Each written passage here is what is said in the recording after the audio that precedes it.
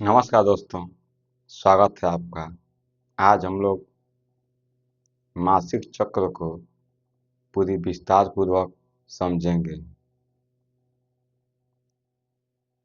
तो हम इसे पूरी एक एक करके आसान भाषा में समझते हैं।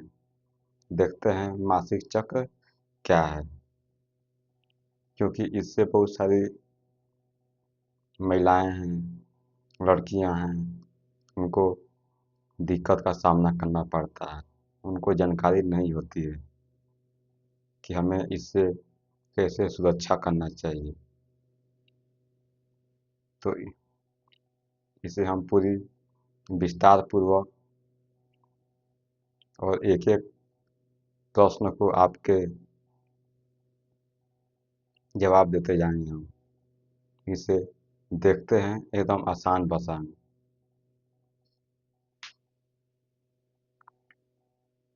अगर देखें तो यह शर्म नहीं, समझ जरूरी है।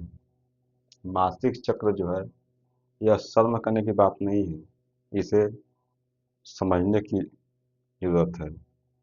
क्योंकि जब आप शर्म करेंगे तो शर्म से समस्या का समाधान नहीं होता। इसे समझना बहुत जरूरी है। तो देखते हैं इसको हम। मासिक धर्म कोई गंदा, छिपाने वाला या शर्मिंदा होने जैसा विषय नहीं है। मासिक चक्र है, मासिक धर्म है, यह कोई गंदा विषय नहीं है, छुपाने वाला विषय नहीं है, क्योंकि यह प्राकृतिक रूप से यह नेचुरल है।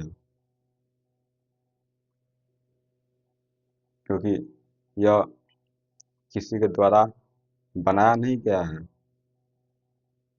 यह शारीरिक रूप से उसकी बनावट का हिस्सा है, जो कि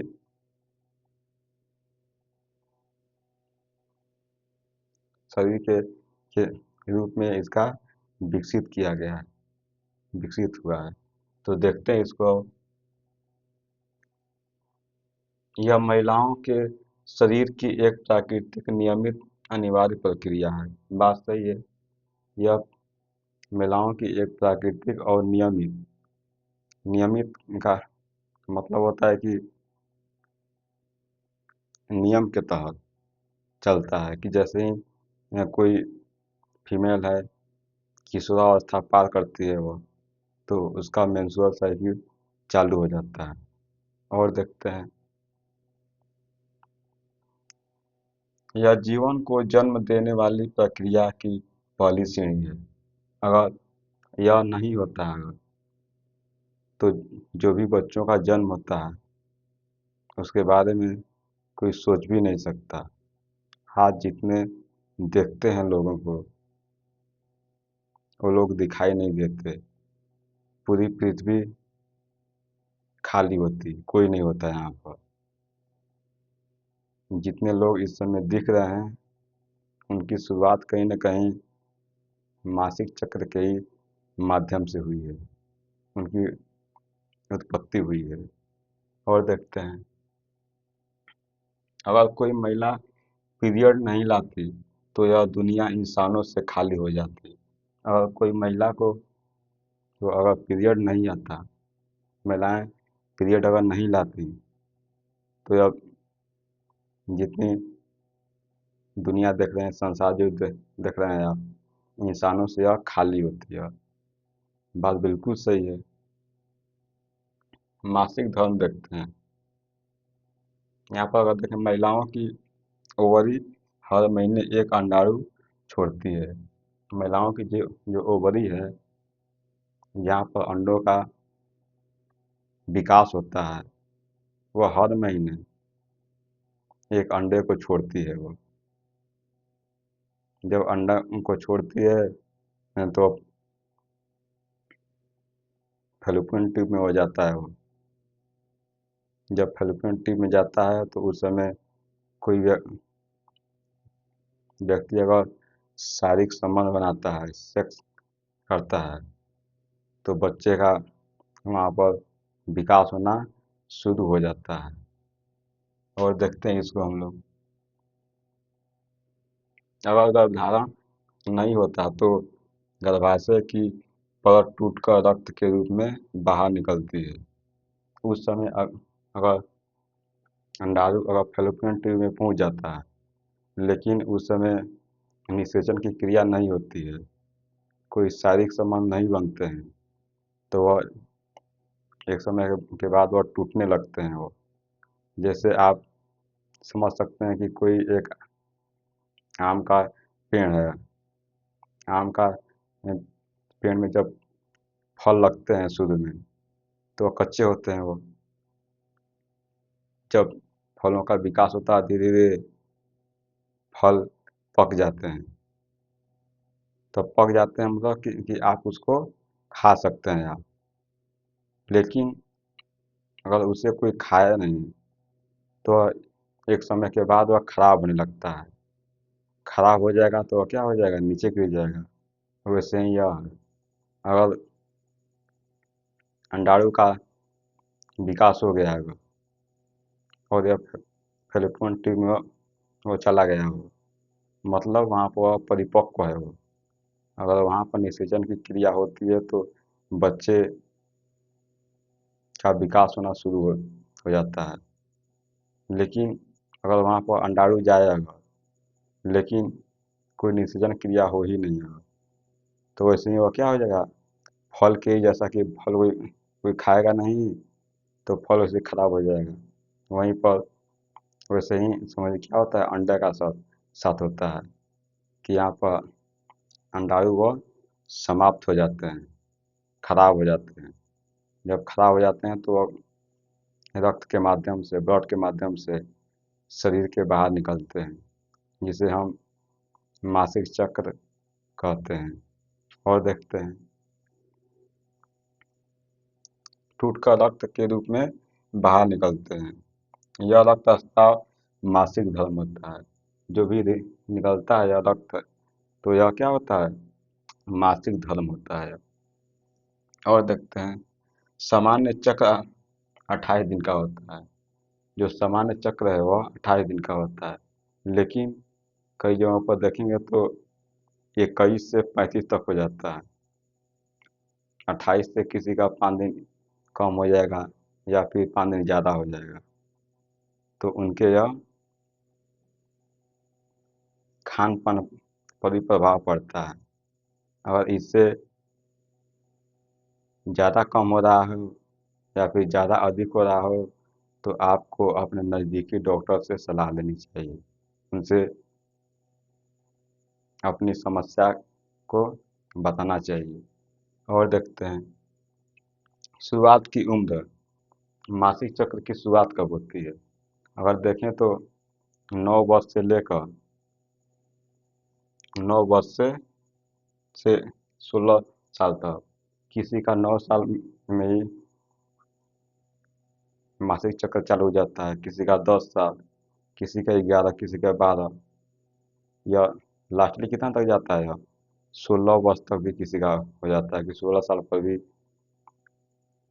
मासिक चक्र का शुरुआत होता है। तो यह नहीं है कि एक निश्चित समय में ही होगा।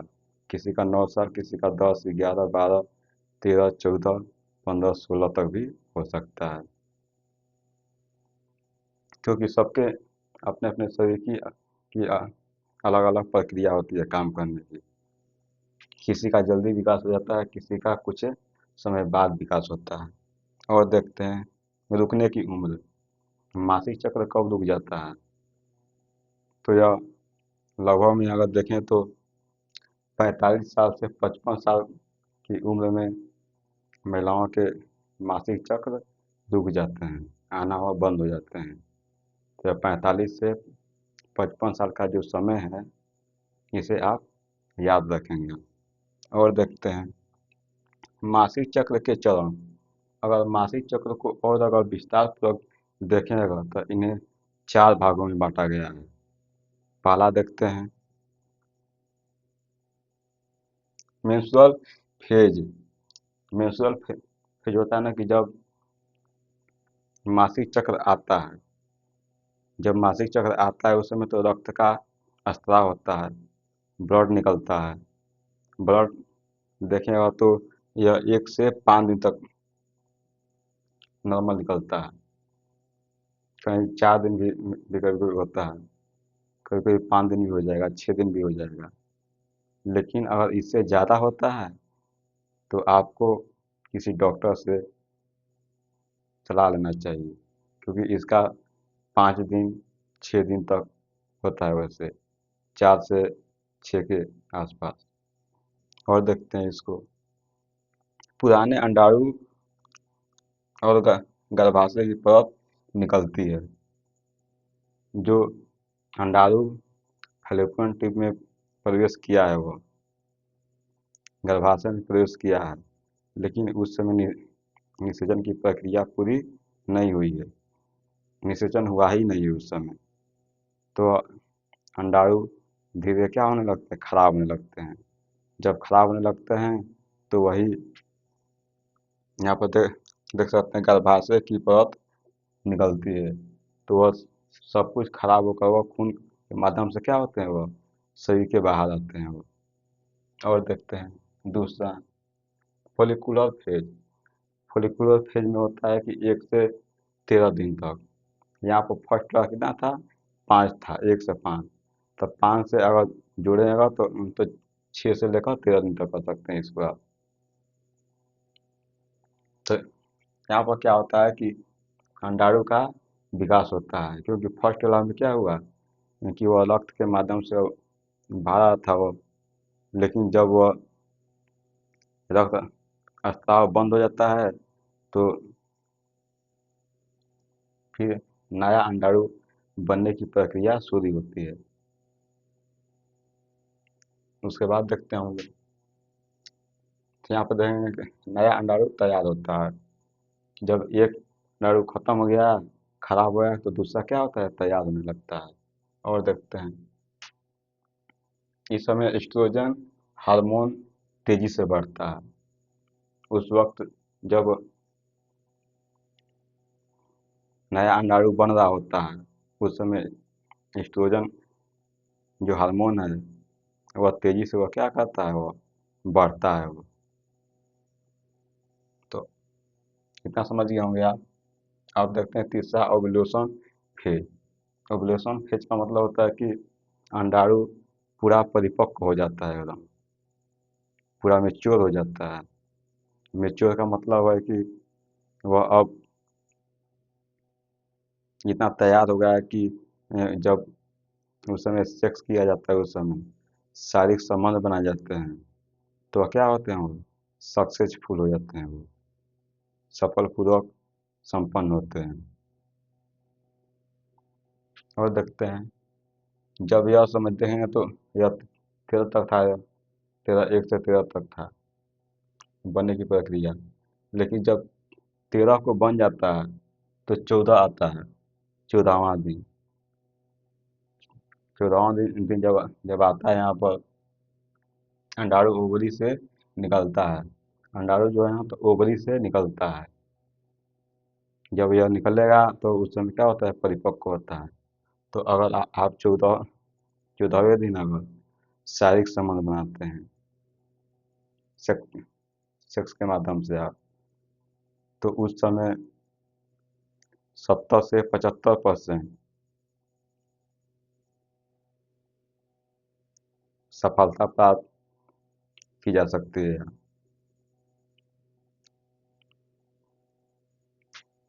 आप एक बच्चे को बेहतर रूप से प्राप्त कर सकते हैं आप, क्योंकि यह 14वां दिन होता है ना, तो यह सबसे बेहतर माना जाता है। कहीं कहीं 14, 15, 16 तक जाता है, लेकिन तीनों में बेस्ट कहा जाए तो 14वां दिन अच्छा होता है उस समय। तो यहाँ पर 14वें दिन अगर करते हैं आप, अगर शारीरिक संबंध बनाते हैं, तो यहाँ पर सफल होने का चांस बहुत ज़्यादा होता है। लगभग में 70% के आसपास सफलता आपको मिल जाती है, क्योंकि उस समय बच्चे का भ्रूण धीरे धीरे विकसित होने लगता है, क्योंकि वह उस समय क्या होता है, मैच्योर होता है, वो परिपक्व होता है। और देखते हैं, जब अंडाणु ओवरी से निकलता है, प्रजनन की सबसे अधिक संभावना यही दिन होती है। जब ओवरी से निकलता है अंडाणु अंडाणु निकलता है, तो उस समय प्रजनन की संभावना सबसे अधिक होती है, मतलब 14वां दिन सबसे अधिक होती है।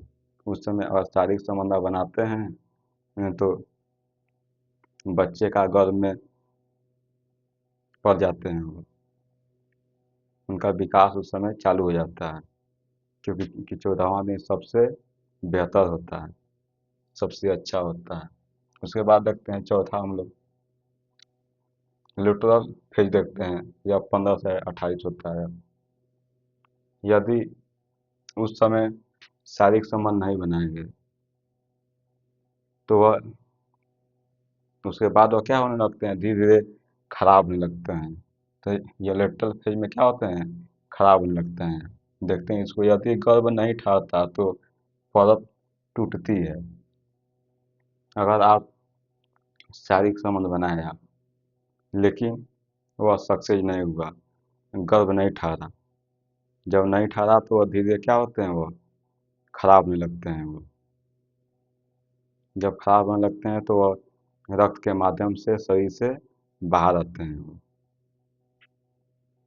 तो यहीं पर लिखे गया, यदि गर्भ नहीं ठहरता तो परत टूटती है। इतना समझ गए होंगे आप। अब देखते हैं कि हार्मोन महिला शरीर में, महिलाओं के शरीर में बहुत सारे हार्मोन होते हैं, उसको समझते हैं कि इस समय किन किन हार्मोन जो कि शरीर के बाहर निकलते हैं उस समय मासिक चक्र के द्वारा इनका शरीर से बाहर दिखाई पड़ता है। यह देखेंगे तो 4 मुख्य हार्मोन होते हैं। पहला एक एस एच होता है।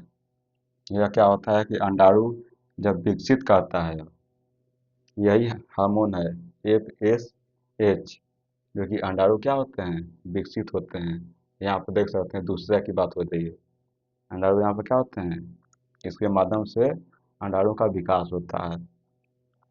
दूसरा देखते हैं एल एच। एल एच के माध्यम से अंडाणु का उत्सर्जन होता है।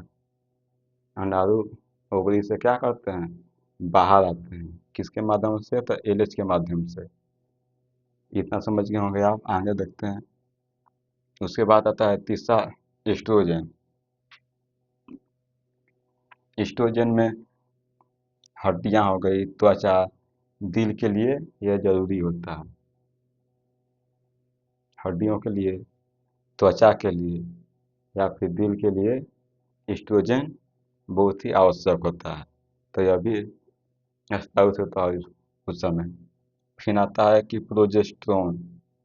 प्रोजेस्टेरोन गर्भाशय को गर्भ के लिए तैयार करता है, क्योंकि जब मेंस्ट्रुअल साइकिल आता है तो उस समय बहुत सारे रक्त का स्त्राव होता है, तो उसको साफ सफाई करने की जिम्मेदारी किसको दी जाती है, प्रोजेस्टेरोन को दी जाती है कि इसे अब साफ सफाई कर दो, क्योंकि अब इसमें दूसरा अंडा का प्रवेश होगा कुछ समय के बाद। मतलब कि जब जब अगला एमसी का समय आएगा, उस समय इसका समय आएगा। तो जब साफ रहता है तो फिर अंडाणु उसमें आता है, फिर अंडाणु उसमें आएगा तो शारीरिक संबंध बनेगा, तो वहाँ पर भ्रूण का विकास होने लगेगा। और देखते हैं इससे सुरक्षा और स्वच्छता। इसमें सुरक्षा और स्वच्छता बहुत जरूरी है। देखते हैं सुरक्षा में क्या क्या होना चाहिए। पैड हर 4 से 6 घंटे में बदलें। जब रक्त का स्त्राव होता है मासिक चक्र में, तो पैड जो है वह 4 से 6 घंटे में बदल देने चाहिए आपको। और देखते हैं साफ पानी से जनन क्षेत्र को धोएं। साफ पानी से जनन क्षेत्र को आप क्या कर सकते हैं, धो सकते हैं उसको, क्योंकि वहाँ पर गंदगी नहीं होनी चाहिए, साफ होनी चाहिए। जैसे गंदगी वहाँ पर कुछ रहेगी तो वहाँ पर संक्रमण फैलने का डर रहता है, क्योंकि वह नाजुक पार्ट होता है शरीर का। और देखते हैं मेंस्ट्रुअल कप। आप चाहें तो मेंस्ट्रुअल कप भी आता है, कप का भी उपयोग कर सकते हैं। या रिजो रिजबल पैड आता है, पैड का भी उपयोग कर सकते हैं आप। तो इसमें मार्केट में बहुत सारे उपलब्ध हैं, आप उसका भी इस्तेमाल कर सकते हैं। उसके बाद आता है कि इसका सही तरीके से प्रयोग करें। बात सही है, इसका सही तरीके से प्रयोग करना चाहिए, क्योंकि बहुत सारे लोगों को इसका उपयोग का पता नहीं होता है। जब आपको सही जानकारी नहीं होती है तो आप इसका सही से उपयोग नहीं कर पाते हैं। और देखते हैं धूप में सुखाना, अच्छे से धोना। जो पैड हैं जिसका उपयोग कर रहे हैं आप, उसे अच्छे से धो लें, साफ कर लें उसको, और उसे धूप में सुखा लें, क्योंकि नमी रहेगा तो संक्रमण फैलने का डर रहता है। इतना समझ गए होंगे। आगे देखते हैं आप क्या न करें, उस समय क्या नहीं करना चाहिए, क्या करने से आपको बचना चाहिए, इसको भी देख लेते हैं। गंदे कपड़े का उपयोग न करें, उस समय गंदे कपड़े का उपयोग न करें। जब रक्त स्राव हो रहा हो तो उस समय गंदे कपड़े का उपयोग न करें, क्योंकि उससे संक्रमण फैल सकता है। और देखते हैं ज़्यादा समय तक एक ही पैड ना उपयोग करें। एक पैड को ज़्यादा समय तक उपयोग न करें, केवल 4 से 6 घंटे उपयोग करने के बाद उसको चेंज कर दें, बदल दें, नहीं तो इन्फेक्शन फैल सकता है। क्योंकि वह पार्ट होता है तो बहुत ही नाजुक होता है, मुलायम होता है। फिर देखते हैं खुशबूदार साबुन या इंटीमेट स्प्रे का उपयोग करें। अच्छी जो साबुनें हैं मार्केट में, उनका उपयोग करें, या फिर वैसे स्प्रे का उपयोग करें जो कि एंटीबायोटिक हो। तो आप इतना कर सकते हैं। रोग और कब सतर्क रहें।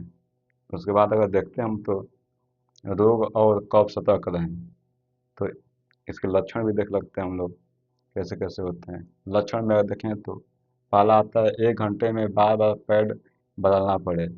अगर 1 घंटे में आपको बार बार पैड बदलना पड़ रहा है तो आप अपने नज़दीकी डॉक्टर से आप सलाह लें, क्योंकि जब ज़्यादा रक्त का स्राव होता है तो यह संक्रमण का यह असर दिखता है। तो आप अपने जो भी नज़दीकी डॉक्टर हैं उनसे संपर्क करें। और देखते हैं 7 दिन से ज़्यादा रक्त स्राव। अगर रक्त का स्राव अगर 7 दिन से ज़्यादा होने लगता है तब पर भी आप डॉक्टर को दिखाएं, क्योंकि इसका एक, एक समय होता है कि 4 से 5 दिन तक, या फिर कहीं 3 से 5 दिन तक रहता है। तो ज़्यादा समय तक 7 दिन से ज़्यादा हो जाता है तो आप इसका दिखा सकते हैं डॉक्टर को। उसके बाद देखते हैं पीरियड के बीच में रक्त आना। पीरियड के बीच में रक्त आना मतलब कि 28 दिन का पीरियड है, लेकिन 14वें दिन आ गया, 13वें दिन आ गया, तो ऐसी स्थिति बनती है तो आप इसके लिए भी डॉक्टर को दिखा सकते हैं। उसके बाद बहुत तेज पेट दर्द करना या पीठ दर्द करना, इस समय बहुत सारे दर्द होते हैं इस समय। तो जब अगर सामान्य दर्द हो रहा है तो ठीक है, कोई सामान्य कोई दवा खा सकते हैं दर्द के रोकथाम के लिए। लेकिन अगर ज़्यादा दर्द हो रहा है तो उसको डॉक्टर से आप दिखा सकते हैं। और देखते हैं बदबूदार या गाढ़ा गाढ़ा डिस्चार्ज। अगर जो भी ब्लड आ रहा है उससे बदबू निकल रहा है, या फिर वह जो भी ब्लड है वह बहुत बहुत ही गाढ़ा मात्रा में हो, गाढ़ा है वो, जैसे थक्के टाइप का आप देखे होंगे कभी कभी आप। तो वैसी स्थिति आती है तब पर भी वह आप डॉक्टर को उसको दिखा सकते हैं, क्योंकि उतना गाढ़ा रक्त नहीं होता है, क्योंकि यहाँ पर गाढ़ा ज़्यादा दिखाया गया है यहाँ पर। और देखते हैं संभावित बीमारियाँ। बीमारियाँ क्या होती है संभावित? यह होता है कि पीसीओएस होता है, गर्भधारण में रुकावट होता है इससे, पीसीओएस। और देखते हैं एंडोमेट्रियोसिस, यह अत्यधिक दर्द होता है इससे। यह जो भी यहाँ पर यहाँ पर रोग हैं, बीमारियाँ, यहाँ पर इससे अत्यधिक दर्द होता है। उसके बाद आता है एनीमिया। एनीमिया में खून की कमी हो जाती है, देखे होंगे आप लोगों के हाथ पांव फूल जाते हैं, तो एनीमिया में खून की कमी होती है। फिर होता है यूटीआई। यूटीआई में संक्रमण होता है, जैसे पेशाब का रुक रुक होना, या फिर जलन होता है उसमें, पेशाब करते वक्त दर्द होना। तो ऐसी घटनाएं सामने देखने को मिलती हैं। फिर देखते हैं सामाजिक मिथक और भ्रम। समाज में बहुत सारे मिथक और भ्रम दिखाई पड़ते हैं। क्या होते हैं वह? पीरियड में खाना मत छुओ, यह वैज्ञानिक कारण नहीं है। ऐसा समाज में देखा जाता है, तो यह क्या करता है, समाज यह गलत कर रहा है, क्योंकि वैज्ञानिक रूप से ऐसा कोई इससे गलत होता नहीं है, क्योंकि समाज में इसको लोग बहुत ही गलत नज़र से देखते हैं। तो ऐसा नहीं करना चाहिए, क्योंकि आप अशुद्ध नहीं हैं, आप शुद्ध हैं। आप अशुद्ध कैसे हो सकते हैं? या फिर देखते हैं मंदिर मत जाओ। मंदिर में सबको जाना है, किसी को आप कैसे रोक सकते हैं? किसी को अगर मासिक चक्कर चल रहा है तो क्या वो अशुद्ध थोड़ा है? नहीं है वो। यहाँ पर पीरियड में महिलाएं अशुद्ध नहीं होती हैं। कोई अशुद्ध कैसे हो सकता है? महिला पुरुष शुद्ध होते हैं, अशुद्ध क्या होते हैं? गंदी चीज है, यह शरीर का सफाई है, बस ये सफाई हो। ब्लड बना समझिए, अगर खराब हो गया तो वह बाहर आ गया, वो सफाई चीज है। सच्चाई क्या है इसकी? सच्चाई देख लेते हैं। पीरियड के कारण लड़कियों को स्कूल से, त्योहार से, रसोई और पूजा से दूर रखा जाता है। देखेंगे तो स्कूल से हो गया, फिर रसोई से, त्योहार से, पूजा स्थल से उनको दूर रखा जाता है।